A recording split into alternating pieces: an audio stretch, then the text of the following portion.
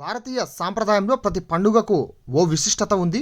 అందులో ముక్కోటి ఏకాదశి ఒకటి. చీకటికి ప్రతిరూపమైన దక్షిణాయనం నుంచి వెలుగురేఖలు ప్రసరించే ఉత్తరాయణంలోకి దేవతలు ప్రవేశించే తొలి తిథిని వైకుంఠ ఏకాదశి లేదా ముక్కోటి ఏకాదశి అని పిలుస్తారు. అలంకార ప్రియుడైన శ్రీ మహావిష్ణువు, శ్రీదేవి, భూదేవి సహితంగా ఉత్తరాయణ ప్రారంభంలో ఉత్తర ద్వారం వద్దకు రాగా ముక్కోటి దేవతలు ఆయనను సేవించుకున్నారన్నది శాస్త్రోక్తి.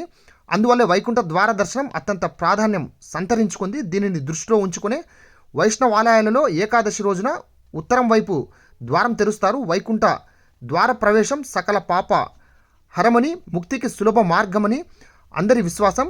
అది సూర్యోదయం ముందే దర్శించుకుంటే విశేష పుణ్యమని పండితులు సూచించడం జరుగుతోంది. రాయదుర్గం పట్టణంలో కోటలో వెలిసిన శ్రీ ప్రసన్న వెంకటేశ్వర స్వామివారి దర్శనానికి భక్తులు కిలోమీటర్ మేర బారులు తీరడం జరిగింది. స్వామివారికి పంచామృత కుంకుమార్చనలు చేపట్టి స్వామివారిని మత్స్య రూపంలో ప్రత్యేకంగా అలంకరించి మంగళ నైవేద్యాలు అందించడం జరిగింది. ఉత్తర ద్వార దర్శనానికి భక్తులు పోటెత్తడం జరిగింది.